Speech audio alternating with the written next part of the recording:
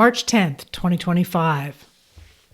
Last week's dramatically dropping stock market prompted Fox News Channel personality Maria Bartiromo to ask Trump in an interview that aired yesterday if he was expecting a recession. Trump answered, "I hate to predict things like that. There's a period of transition because what we're doing is very big."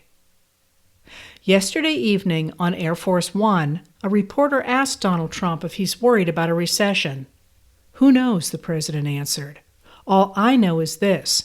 We're going to take in hundreds of billions of dollars in tariffs, and we're going to become so rich you're not going to know where to spend all that money. I'm telling you, you just watch. We're going to have jobs. We're going to have open factories. It's going to be great." Today, the stock market plunged. The Dow Jones Industrial Average of 30 prominent companies listed on the U.S. stock exchanges fell by 890 points, more than 2%. The S&P 500, which tracks the stocks of 500 of the largest companies listed in the U.S., fell by 2.7%. The NASDAQ Composite, which tracks tech stocks, fell by 4%. Shares of Elon Musk's Tesla closed down more than 15%, dropping more than 45% this year. Tonight, as the Asian markets opened on the other side of the world, the slide continued. According to MarketWatch, this is the worst start to a presidential term since 2009, when the country was in the subprime mortgage crisis.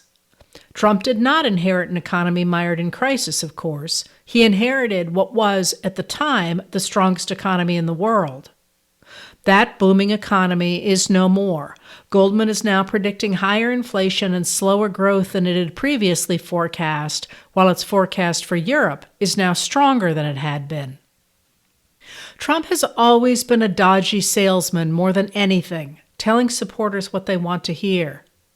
He insisted that the strong economy under former President Joe Biden was, in fact, a disaster that only he could fix. In October, Trump told attendees at a rally, "We will begin a new era of soaring incomes, skyrocketing wealth, millions and millions of new jobs, and a booming middle class. We're going to boom like we've never boomed before." That sales pitch got Trump away from the criminal cases against him and back into the White House.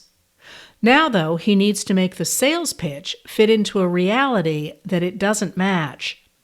Trump is steering the country toward a downturn with his tariffs and cuts to spending in the federal workforce for no logical reason, Washington Post economic reporter Heather Long wrote on March 6th. Trump's whipsaw actions have put businesses and consumers on edge, she noted.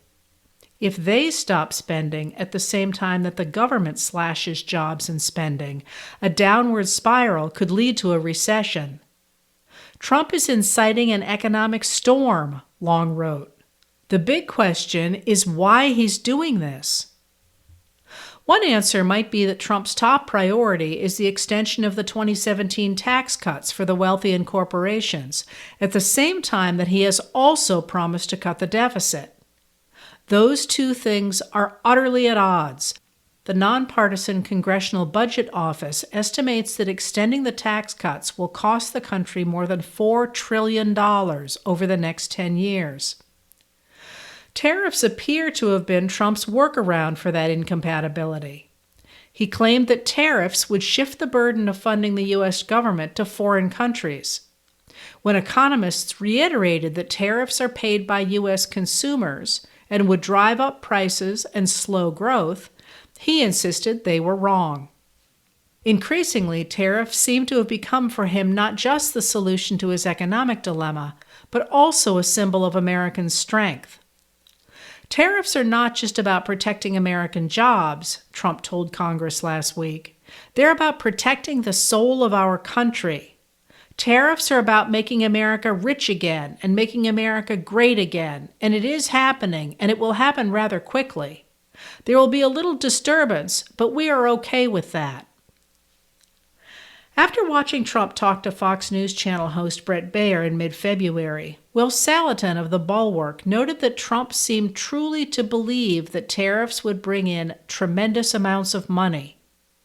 For that, as well as his apparent conviction that Palestinians should evacuate Gaza so the U.S. could take over and develop the real estate there, and that Canada should become the 51st U.S. state, and so on, Salatin concluded Donald Trump is delusional. Another reason for Trump's dogged determination to impose tariffs, despite the pain they are inflicting on Americans, might lie in James Fallows's observation in Breaking the News after the president's speech to Congress, that Trump's mental acuity is slipping. Fallows noted that Trump's vocabulary has shrunk markedly since his first term, and he appears to be falling back on more primitive and predictable phrases. Tonight, the president appeared to be moving back in time as well, advertising the availability of the first season of the Emmy-nominated Original Apprentice, starring President Donald Trump. The White House said today in a statement, "Since President Trump was elected, industry leaders have responded to President Trump's America First economic agenda of tariffs, deregulation, and the unleashing of American energy with trillions in investment commitments that will create thousands of new jobs." President Trump delivered historic job, wage, and investment growth in his first term, and he is set to do so again in his second term. As the administration's economic policies are rocking the economy, the administration's arrest and detention of Mahmoud Khalil, a 30-year-old Syrian-born Palestinian activist who figured prominently in the Gaza Solidarity encampment at Columbia University last April, seems designed to rock society. According to Democracy Now!, Khalil is an Algerian citizen, but he holds a U.S. green card and is married to a U.S. citizen who is 8 months pregnant. Shortly after he took office, Trump issued an executive order saying he would revoke the student visas of anyone he claimed sympathized with Hamas. On Saturday, agents from U.S. Immigration and Customs Enforcement, or ICE, arrested Khalil. Khalil's lawyer said that ICE agents claimed they were acting on the orders of the State Department to revoke Khalil's student visa, apparently unaware that Khalil, who graduated from Columbia School of International and Public Affairs in December 2024, is a lawful permanent resident of the United States. When his wife showed officers documents proving that status, the lawyer said, an officer said they were revoking his green card instead. He is apparently being held in Louisiana. The revocation of a green card is very rare. The Associated Press noted that the Department of Homeland Security can begin the process of deportation for lawful permanent residents who are connected to alleged criminal activity. But Khalil hasn't been charged with a crime. Nick Popley of Time magazine notes that a green card holder can be deported for supporting terrorist groups, but in that case the government must have material evidence. A Homeland Security spokesperson did not offer any such evidence, saying simply that Khalil's arrest was in support of President Trump's executive orders prohibiting anti-Semitism, and that Khalil led activities aligned to Hamas, a designated terrorist organization. That is, the Trump administration has arrested and detained a legal resident for expressing an opinion that Trump officials don't like, likely using Khalil to launch this extraordinary attack on the First Amendment because they don't expect Americans to care deeply about his fate. Once the principle is established that the government can arrest and jail protesters, though, officials will use it to silence opposition broadly. This is the first arrest of many to come, Trump posted just after noon. We know there are more students at Columbia who have engaged in pro-terrorist, anti-Semitic, anti-American activity, and the Trump administration will not tolerate it. Representative Greg Casar, a Democrat of Texas, posted, This is illegal, and it endangers the rights of all Americans. In this country, people must be free to express their views, left or right, popular or unpopular, without being detained or punished by the government. On this basic principle, Americans across the political spectrum appear to agree. Right-wing pundit Ann Coulter was one of those who stepped back from the idea of arrests and deportations of those expressing opinions. "There's almost no one I don't want to deport," she posted. "But unless they've committed a crime, isn't this a violation of the First Amendment?"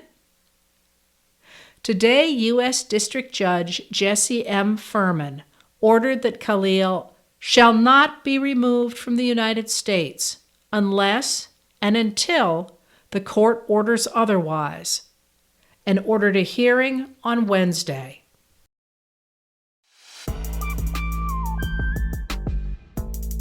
Letters from an American was written and read by Heather Cox Richardson. It was produced at Soundscape Productions, Dedham, Massachusetts. Recorded with music composed by Michael Moss.